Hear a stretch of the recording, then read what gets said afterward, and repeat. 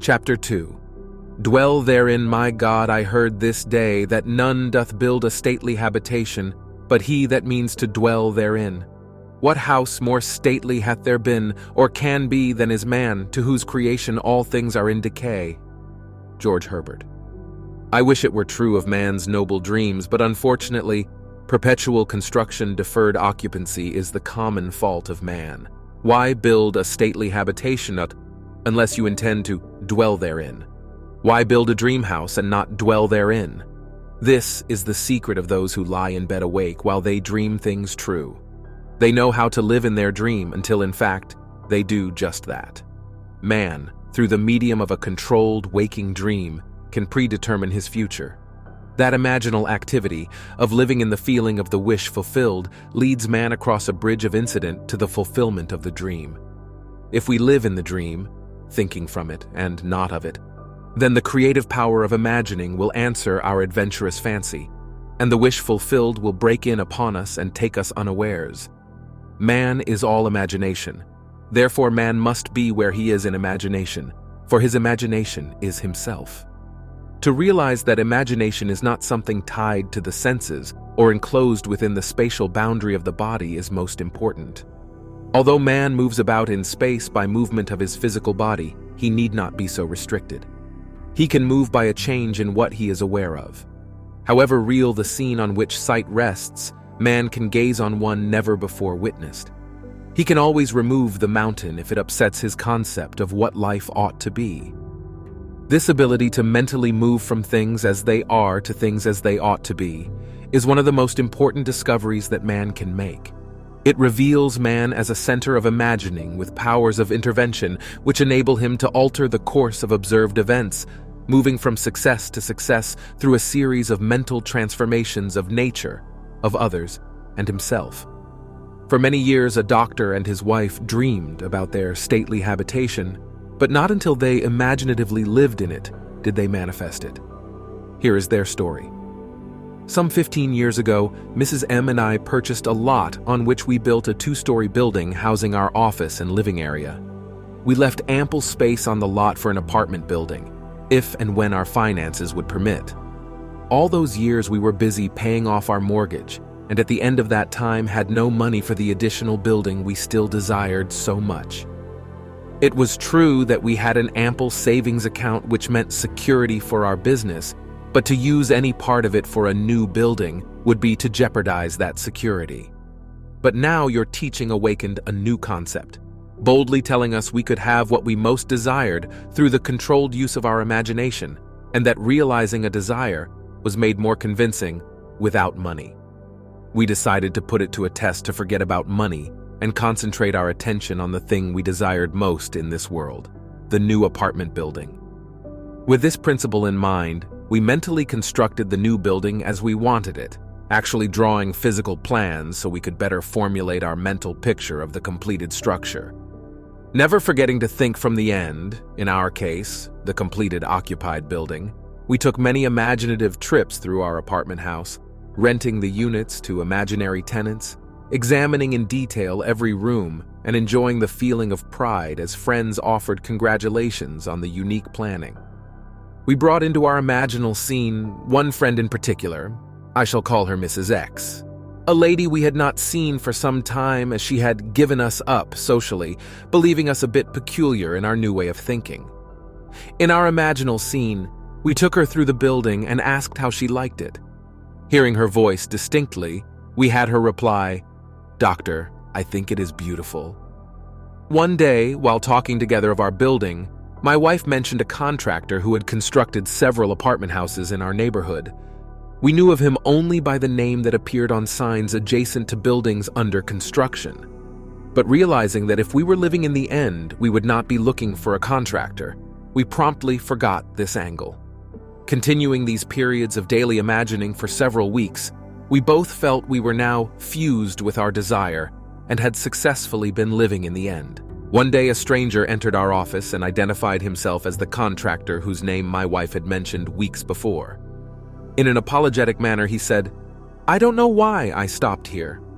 I normally don't go to see people, but rather people come to see me." He explained that he passed our office often and had wondered why there wasn't an apartment building on the corner lot. We assured him we would like very much to have such a building there, but that we had no money to put into the project. Not even the few $100s it would take for plans. Our negative response did not faze him, and seemingly compelled, he began to figure and devise ways and means to carry out the job, unasked and unencouraged by us. Forgetting the incident, we were quite startled when a few days later this man called, informing us that plans were completed and that the proposed building would cost us $30,000. We thanked him politely and did absolutely nothing. We knew we had been living imaginatively in the end of a completed building, and that imagination would assemble that building perfectly without any outside assistance from us.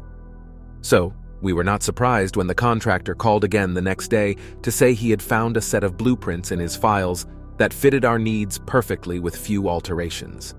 This, we were informed, would save us the architect's fee for new plans. We thanked him again and still did nothing. Logical thinkers would insist that such negative response from prospective customers would completely end the matter. Instead, 2 days later, the contractor again called with the news that he had located a finance company willing to cover the necessary loan, with the exception of a few $1,000s. It sounds incredible, but we still did nothing. For remember, to us this building was completed and rented, and in our imagination, we had not put one penny into its construction. The balance of this tale reads like a sequel to Alice in Wonderland, for the contractor came to our office the next day and said, as though presenting us with a gift, "You people are going to have that new building anyway. I've decided to finance the balance of the loan myself. If this is agreeable, I'll have my lawyer draw up the papers, and you can pay me back out of net profits from rentals." This time, we did do something. We signed the papers, and construction began immediately. Most of the apartment units were rented before final completion, and all but one occupied the day of completion. We were so thrilled by the seemingly miraculous events of the past few months that for a while we didn't understand this seeming flaw in our imaginal picture. But knowing what we had already accomplished through the power of imagining, we immediately conceived another imaginal scene, and in it, this time, instead of showing the party through the unit and hearing the words, "We'll take it," we ourselves in imagination visited tenants who had already moved in that apartment. We allowed them to show us through the rooms and heard their pleased and satisfied comments. 3 days later, that apartment was rented. Our original imaginary drama had objectified itself in every detail save one, and that one became a reality when, 1 month later, our friend Mrs. X surprised us with a long overdue visit, expressing her desire to see our new building. Gladly we took her through, and at the end of the tour, heard her speak the line we had heard in our imagination so many weeks before, as with emphasis on each word she said, "Doctor, I think it is beautiful." Our dream of 15 years was realized, and we know now that it could have been realized any time within those 15 years if we had known the secret of imagining and how to live in the end of desire. But now it was realized. Our one big desire was objectified, and we did not put one penny of our own money into it. Dr. M. Through the medium of a dream, a controlled, waking dream, the doctor and his wife created reality. They learned how to live in their dream house, as, in fact, now they do. Although help seemingly came from without, the course of events was ultimately determined by the imaginal activity of the doctor and his wife.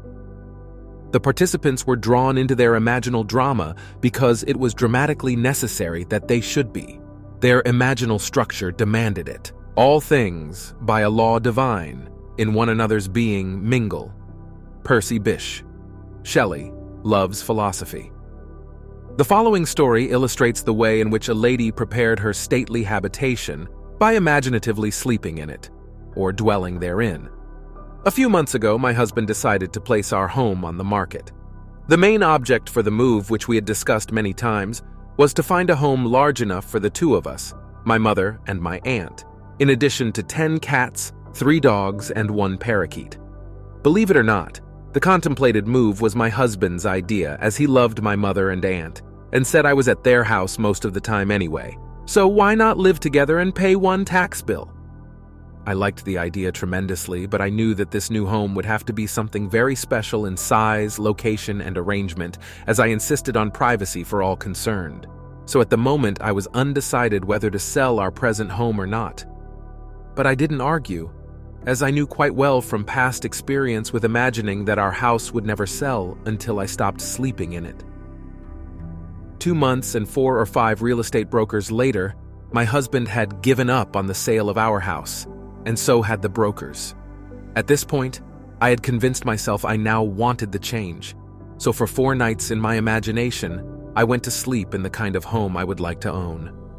On the 5th day, my husband had an appointment at a friend's home, and while there, met a stranger who just happened to be looking for a house in the hills. He was, of course, brought swiftly back to see our house, which he walked through once and said, "I'll buy it." This didn't make us very popular with the brokers, but that was all right with me, as I was happy to keep the broker's commission in the family. We moved within 10 days and stayed with my mother while looking for our new home. We listed our requirements with every agent on the Sunset Strip only, because I wouldn't move out of the area, and each one of them, without exception, informed us we were both mad. It was entirely impossible, they said, to find an older home of English style with 2 separate living rooms, separate apartments, a library, and built on a flat knoll with enough ground space to fence for large dogs, and located in one particular area. When we told them the price we would pay for this house, they just looked sad. I said that wasn't all we wanted. We wanted wood paneling all through the house, a huge fireplace, a magnificent view and seclusion. No close neighbors, please. At this point, the lady agent would giggle and remind me that there was no such house, but if there were, they would realize 5 times what we were willing to pay. But I knew there was such a house, because my imagination had been sleeping in it, and if I am my imagination, then I had been sleeping in it. By the 2nd week, we had exhausted 5 real estate offices, and the gentleman in the 6th office was looking a little wild when one of his partners, who had not spoken until then, said, "Why don't you show them the place up King's Road?" A 3rd partner in the office laughed sourly and said, "That property isn't even listed. And besides, the old lady would throw you off the property. She's got 2 acres up there, and you know she wouldn't split." Well, I didn't know what she wouldn't split, but my interest had been aroused by the street name for I liked that particular area best of all. So I asked why not just take a look anyway, for laughs. As we drove up the street and turned off onto a private road, we approached a large 2-story house built of redwood and brick, English in appearance, surrounded by tall trees and sitting alone and aloof on its own knoll, viewing the city below from all of its many windows. I felt a peculiar excitement as we walked to the front door and were greeted by a lovely woman who graciously asked us in. I do not think I breathed for the next minute or two, for I had walked into the most exquisite room I had ever seen. The solid redwood walls and the brick of a great fireplace rose to a height of 28 feet, terminating in an arched ceiling joined together by huge redwood beams. The room was straight out of Dickens, and I could almost hear Christmas carolers singing on the balcony of the upstairs dining room, which looked out over the living room. A great cathedral window gave a view of sky, mountains, and city far below, and the beautiful old redwood walls glowed in the sunlight.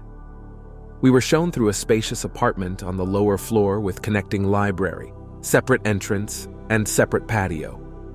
2 staircases led upward to a long hall, opening into 2 separated bedrooms and baths, and at the end of the hall was, yes, a second living room, opening out onto a second patio screened by trees and redwood fencing, built on 2 acres of beautifully landscaped grounds.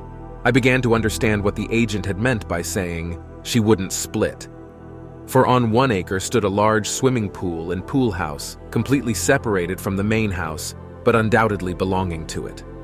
It did, indeed, seem to be an impossible situation, as we did not want 2 acres of highly taxable property, plus a swimming pool a block away from the house.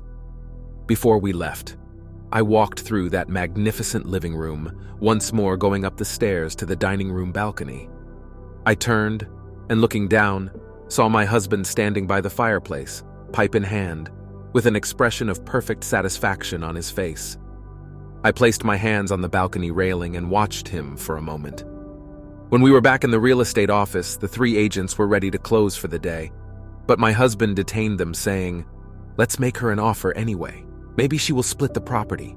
What can we lose?" One agent left the office without a word. Another said, "The idea is ridiculous." The agent we had originally talked to said, "Forget it. It's a pipe dream." My husband is not easily annoyed, but when he is, there is no more stubborn creature on earth. He was now annoyed. He sat down, slammed his hand on a desk, and roared, "It's your business to submit offers, isn't it?" They agreed that this was so and finally promised to submit our offer on the property. We left, and that night, in my imagination, I stood on that dining room balcony and looked down at my husband standing by the fireplace. He looked up at me and said, "Well, honey, how do you like our new home?" I said, "I love it." I continued to see that beautiful room and my husband in it and felt the balcony railing gripped in my hands until I fell asleep. The next day, as we were having dinner in my mother's house, the telephone rang and the agent, in an unbelieving voice, informed me that we had just purchased a house. The owner had split the property right down the middle, giving us the house and the acre it stood on for the price we offered. JRB. Dreamers often lie in bed awake while they do dream things true. Approx. William Shakespeare, Romeo and Juliet. One must adopt either the way of imagination or the way of sense. No compromise or neutrality is possible. He who is not for me is against me. Matthew 12:30, Luke 11:23. When man finally identifies himself with his imagination rather than his senses, he has at long last discovered the core of reality. I've often been warned by self-styled realists that man will never realize his dream by simply imagining that it is already here. Yet man can realize his dream by simply imagining that it is already here. That is exactly what this collection of stories proves. If only men were prepared to live imaginatively in the feeling of the wish fulfilled, advancing confidently in their controlled waking dream, then the power of imagining would answer their adventurous fancy, and the wish fulfilled would break in upon them and take them unawares. Nothing is more continuously wonderful than the things that happen every day to the man with imagination sufficiently awake to realize their wonder. Observe your imaginal activities. Imagine better than the best you know, and create a better world for yourself and others. Live as though the wish had come, even though it is yet to come, and you will shorten the period of waiting. The world is imaginal, not mechanistic. Imaginal acts, not blind fate, determine the course of history.